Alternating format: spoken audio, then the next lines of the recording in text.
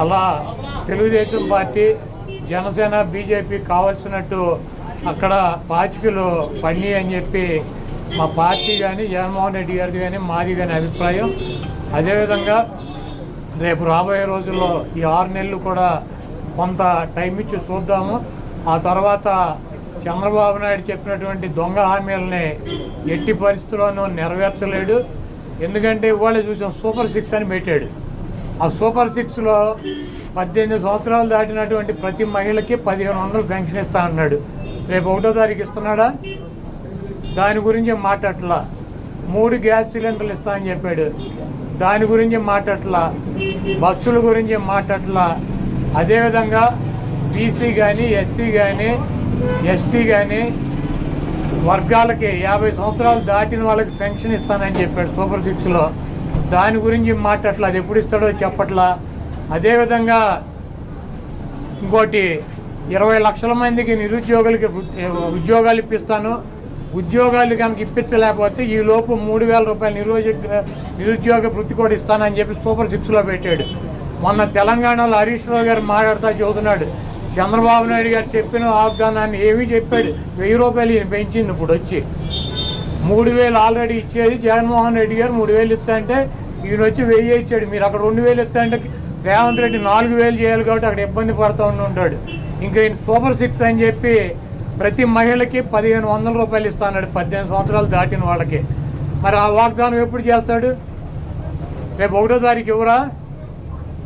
కాబట్టి తెలుగుదేశం పార్టీ ఆయన ఇచ్చినటువంటి వాగ్దానాలను, చంద్రబాబు నాయుడు చేసినటువంటి వాగ్దానాలని పక్కదారి పట్టించడానికి ఊరికినే నిన్నేమో పోలవరం వెళ్ళి వచ్చాడు సోమవారం, మళ్ళీ గురువారం ఏమో అమరావతి వెళ్ళి వచ్చి అక్కడ ఎన్ని తిరిగి ఈయన కాలక్షేపం కబుర్లు, కాలక్షేపం మాటలు, ఊరికినే ఆయన వెళ్ళి అటు ఇటు తిరిగి రావటం తప్పించి ఎప్పుడు నువ్వు సూపర్ 6 అమలు చేస్తున్నావు స్పష్టంగా చెప్పాలని చెప్పి మేము డిమాండ్ చేస్తున్నాం. హోమ్ మినిస్టర్ ఫస్ట్ టార్గెట్ కొడాలని అని కూడా చెప్తాను. ఇప్పుడు ఇది ప్రజాస్వామ్య దేశం. ఎవరిని టార్గెట్ చేసుకున్నప్పుడు నేను పోయినంత మాత్రాన నన్ను టార్గెట్ చేస్తే వైఎస్ఆర్ కాంగ్రెస్ పార్టీ ఏం ఆగదు. జగన్మోహన్ రెడ్డి గారు ఇంటికి కూడా వీళ్ళు ఏం పీకలేరు. నన్ను కాదు, జగన్మోహన్ రెడ్డి గారినే టార్గెట్ చేస్తారు. ఇక్కడ మీరున్న సెక్యూరిటీ అంతా తీసేసి గన్మెన్లను తీసేసి ఇంకా 15 రోజులు ఎలక్షన్ జరగలేదు, కమిటీ సిఫార్సులు రాలేదు, ఇక్కడ మొత్తం అంతా కూడా సెక్యూరిటీ తీసేశారు కదా. తీసేసి ఎల్లో మీడియా కెమెరాలు పట్టుకొచ్చి జగన్మోహన్ రెడ్డి గారి ఇంట్లోకి ఎట్టెళ్ళాలి, గోడ దూకి ఎట్టెళ్ళాలి, ఇవన్నీ కూడా వాళ్ళే చూపిస్తున్నారు. కాబట్టి ఇక్కడ టార్గెట్ ఎవడు దొరికితే ఆ టార్గెట్. ఇటువంటి వాటికి భయపడే ప్రసక్తి లేదు. ఎవడెవడికి టార్గెట్, ఎవడెవడి చేతులు ఏం రాసి ఉందో అవన్నీ పైన ఉన్నటువంటి భగవంతుడు నిర్ణయిస్తాడు. ఎవరి టార్గెట్లు ఎవరికి ఏమవుతుందో చూద్దాం రాబోయే రోజుల్లో. అదేవిధంగా ఋషికొండలో కట్టినటువంటి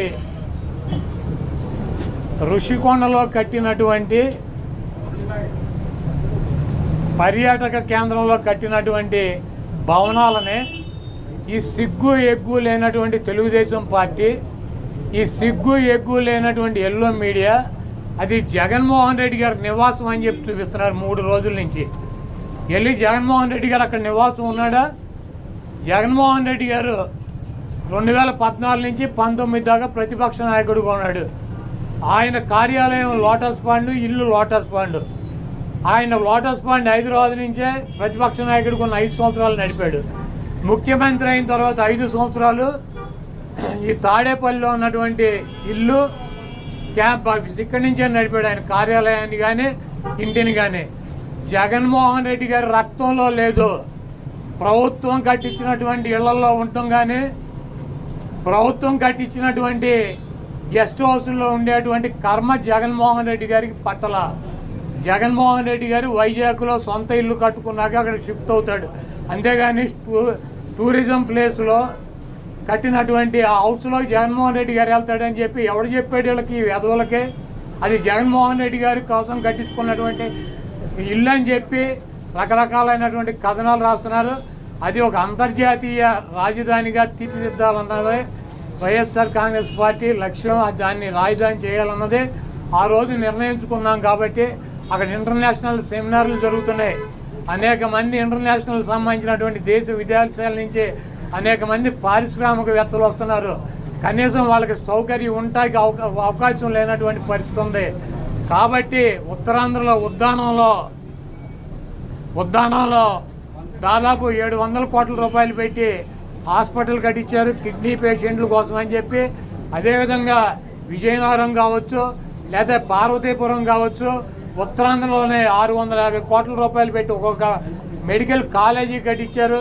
అదేవిధంగా టూరిజం ప్లేస్లో అంతర్జాతీయ సంస్థలు కానీ వ్యక్తులు కానీ వచ్చినప్పుడు అక్కడ ఒక విధి ఉండాలని చెప్పి ఒక మంచి భవనాన్ని నిర్మిస్తే 7 బిల్డింగులు అయ్యి, ఒక బిల్డింగ్ కాదు 7 బిల్డింగుల్లో జగన్మోహన్ రెడ్డి గారు ఉండరు. 7 బిల్డింగులు కట్టారు. ఆ 7 బిల్డింగుల్లో 7 బ్లాకుల్ని చూపించేది జగన్మోహన్ రెడ్డి గారు 450 కోట్ల రూపాయలు పెట్టి ఇల్లు కట్టుకున్నారని చెప్పి ఈ దుర్మార్గమైనటువంటి ప్రచారం చేస్తున్నారు. ఇవన్నీ కూడా ప్రజలు గమనిస్తారు. చంద్రబాబు నాయుడుకి ఇచ్చినటువంటి వాగ్దానాలు నెరవేర్చలేక నీకు సూపర్ 6లో పెట్టినటువంటి వాగ్దానం 1500 రూపాయలు ఇస్తానని చెప్పావా, చెప్పలేదా? 18 సంవత్సరాలు దాటిన వాళ్ళకి రేపు 1వ తారీఖు నీకు దమ్ముంటే 20 లక్షల మంది నిరుద్యోగులకు 3000 ఇస్తానని చెప్పావా లేదా? దాని గురించి చెప్పండి. నువ్వు దొంగ వాగ్దానాలు చేసి అధికారంలోకి వచ్చావు, నువ్వు దాని గురించి మాట్లాడండి ముందు.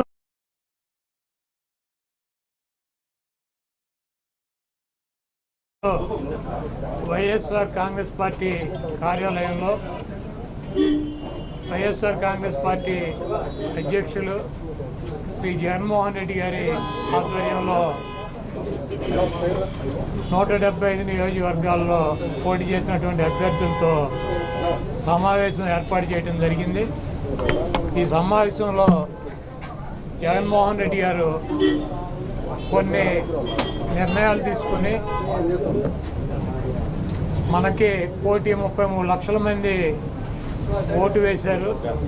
అదేవిధంగా పార్టీ కోసం గ్రామ స్థాయిలో కానీ, వార్డు స్థాయిలో కానీ, విలేజ్ స్థాయిలో కానీ నాయకులు, కార్యకర్తలు అనేక వేల మంది, లక్షల మంది పనిచేశారు.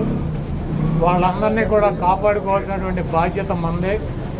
మీరు తప్పకుండా నియోజకవర్గాల్లో ఒక వారం రోజులు పర్యటన చేసి దాడులు జరిగినటువంటి మన నాయకుల మీద కానీ, కార్యకర్తలను కానీ మీరు అండగా ఉండాలని, అదేవిధంగా రాబోయే రోజుల్లో నేను కూడా గాయపడినటువంటి తెలుగుదేశం పార్టీ అల్లరి మూకలు చేసినటువంటి దాడుల్లో ఇబ్బంది పడినటువంటి ప్రతి కుటుంబానికి దగ్గరికి నేను వస్తాను. ఆయన కార్యాలయం లోటస్ పాండ్, ఇల్లు లోటస్ పాండ్.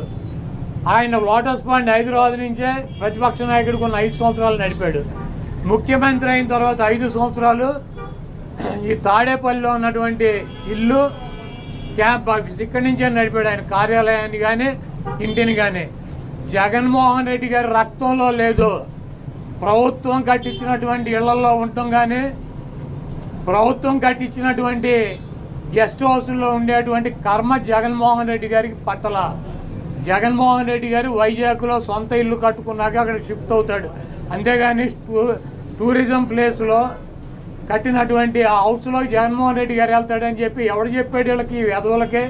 అది జగన్మోహన్ రెడ్డి గారి కోసం కట్టించుకున్నటువంటి ఇల్లు అని చెప్పి రకరకాలైనటువంటి కథనాలు రాస్తున్నారు. అది ఒక అంతర్జాతీయ రాజధానిగా తీర్చిదిద్దాలన్నదే వైఎస్ఆర్ కాంగ్రెస్ పార్టీ లక్ష్యం. దాన్ని రాజధాని చేయాలన్నదే